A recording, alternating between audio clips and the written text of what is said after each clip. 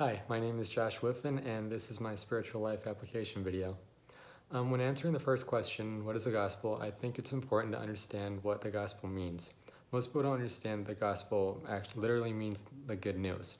And it is the good news because it's Matthew, Mark, Luke, and John's account of Jesus' birth, sinless life, death, and resurrection.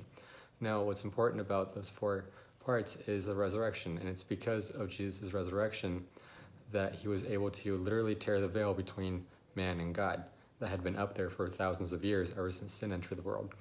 And simply put, that is the good news. And the gospel is simply a story of Jesus' life and everything that led up to the good news and everything that led up to his resurrection and everything that just led up to us being able to have a direct line with God and not needing to go to an intermediary like a priest anymore.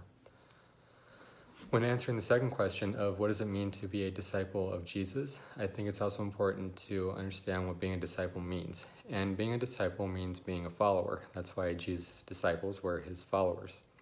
And for me to be a disciple in my own life, that means that not only am I following Jesus, but I'm also imitating him. I'm trying to be Christ-like. And what that means is that it doesn't just mean that I wear a cross necklace or that I go to church or that I read my Bible or make sure that everybody knows that I'm a Christian.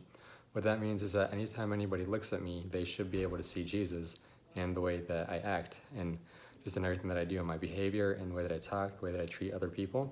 Whenever anybody looks at me, they should be able to notice that something is different about me. And for me, that is basically what being a disciple of Jesus means. And applying this to my own life basically means that whenever I make a decision, even though it's a cliche, I just essentially ask myself, what would Jesus do? And if I'm trying to be like Jesus, then I need to ask that question so that I can make the best decision that I think is the same thing he would do. And simply put, that's what being a disciple of Jesus means in my own life.